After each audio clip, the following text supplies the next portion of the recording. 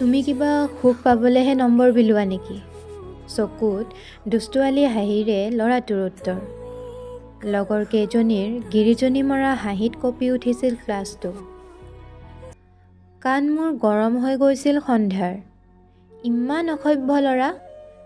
আগৰ কলেজত হ'ব লাগিছিল, ভালকৈ এজাৰি দিলে হয় তাইৰ অৱস্থা হয়তো ল'ৰাটোৱেও ধৰিব পাৰিছিল। সেইবাবেই আকৌ সিয়ে মাত লগালে, চৰি একচুৱেলি মই ক্লাছৰ চবৰে নম্বৰ লৈ এটা হোৱাটছএপ গ্ৰুপ খুলিম ভাবিছোঁ।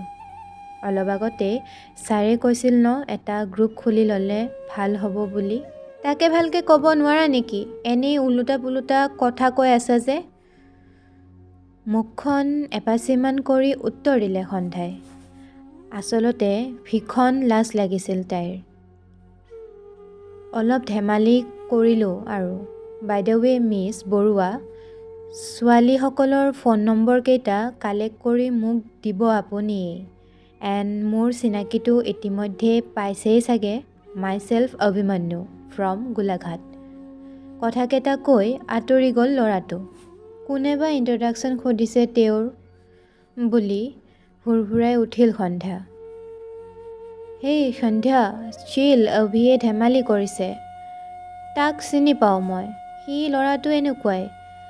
মিনিষা নামৰ গোলাঘাটৰেই ছোৱালীজনীয়ে তাইৰ কান্ধত হাত দি কৈ উঠিল। ধেমালি সন্ধ্যাও নুবুজা নহয়, কিন্তু প্ৰথম লগ পায়েই কোনে এনেকুৱা কৰে বাৰু? সৰুৰে পৰাই ঘৰত সকলোৰে মৰমৰ মাজত ডাঙৰ হোৱা সন্ধ্যাৰ অভিমান অলপ বেছিয়েই। মুখখন ফুলিয়ে আছিল তাইৰ। ঐ হ'ব দে, এতিয়া খং উঠি নাথাকিবি, এইবোৰ চলেই আৰু। প্ৰিয়াই কাষলৈ আহি বুজালে তাইক। কি চলে হা? তহঁতৰ ফালে চলিব পাৰে, আমাৰ ফালে নচলে। অচিনাকি মানুহক এনেকে কথা নকয়। প্ৰিয়াৰ হাঁহি উঠিল। এই ছোৱালীজনী যে ডাঙৰ হোৱাই নাই যেন তাই। হ'ব বাৰু, এইবাৰৰ পৰা কিবা ক'লে তইও গালি দি দিবি তাক। এতিয়া মুখখন ফুলাবলৈ এৰ। সন্ধ্যাৰ গালখনত জোৰকৈ চেপি দিলে প্ৰিয়াই। তেনেকুৱাতেই সিহঁতৰ ক্লাছৰ মিনিষায়ে যে খবৰটো আনিলে আজি আৰু ক্লাছ নহয় বুলি। আব্দুল কালাম দেৱৰ মৃত্যুৰ বাবে ক্লাছ কেঞ্চেল হৈছে। সকলোকে কমিউনিটি হললৈ যাব দিছে। Community hall?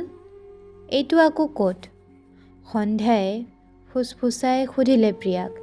আচলতে এতিয়াও চৌহদটোৰ বহু ঠাই এতিয়াও তাই চিনি পোৱা হোৱাই নাই।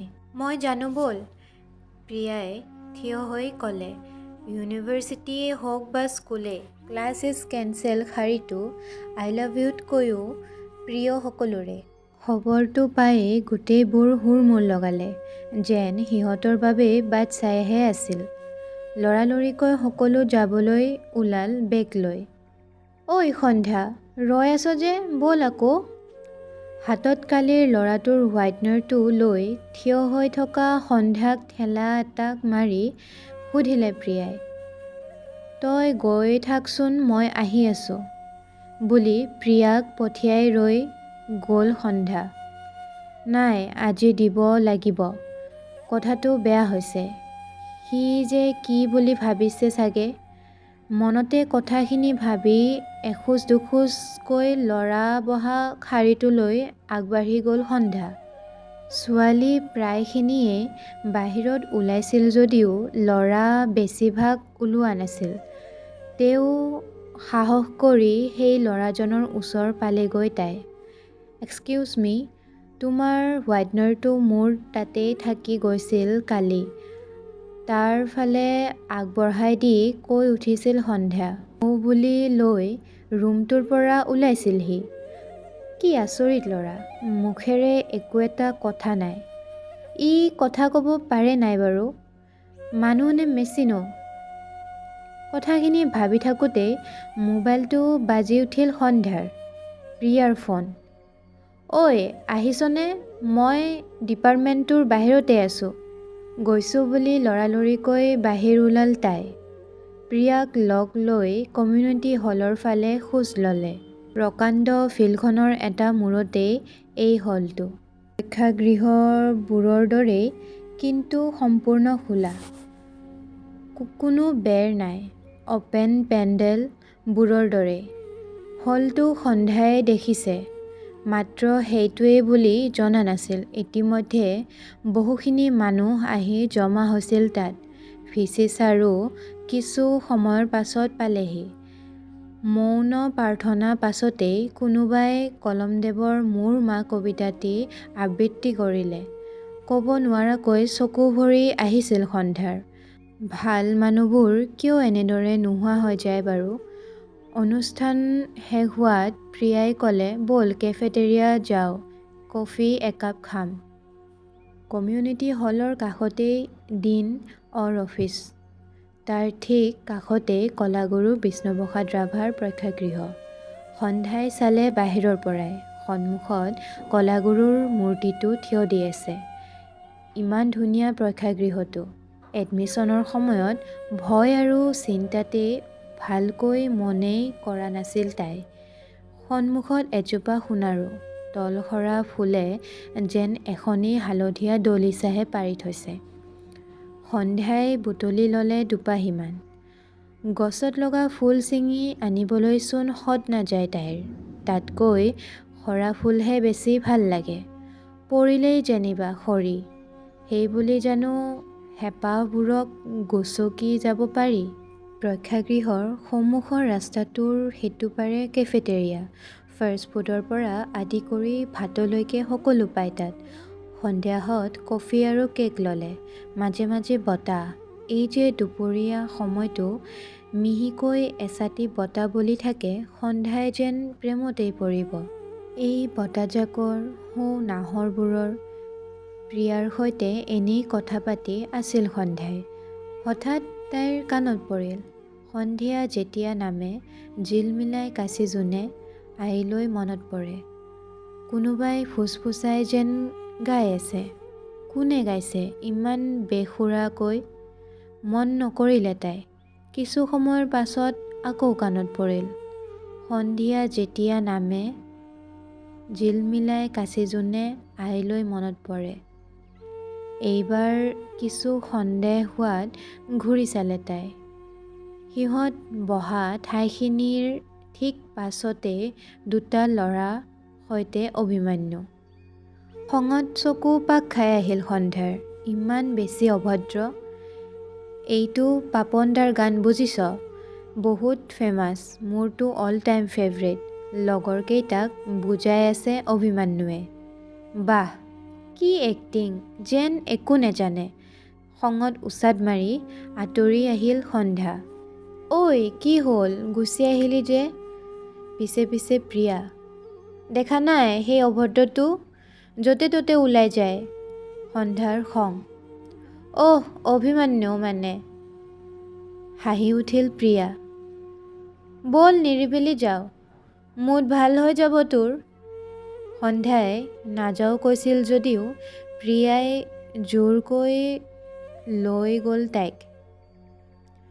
এই প্ৰিয়াজনীও যে অকল ঘূৰি ফুৰাই কাম। অৱশ্যে বেচেৰীৰো দোষ নাই। ফাৰ্ষ্ট ইয়েৰৰ 7:30টাতেই ইন টাইম, গতিকে দিনতেই ঘূৰে আৰু। ঠিক নিৰিবিলি পাইছিলহি সিহঁত। ভিচিৰ ঘৰৰ সন্মুখৰ এটা পুখুৰীৰ পাৰত কেইবাখনো বেঞ্চ, লগতে শাৰী শাৰীকৈ কেইবাজোপাও ওখ ওখ গছ। গছকেইজোপাই ছাঁৰে ঢাকি সুন্দৰকৈ সজাইছে ঠাইখিনি। তেজপুৰ ইউনিভাৰ্চিটিৰ বৃন্দাবন বুলি প্ৰখ্যাত এই ঠাইখিনি কোনো উপন্যাসৰ স্বপ্নপুৰী যেন লাগে সন্ধ্যাৰ।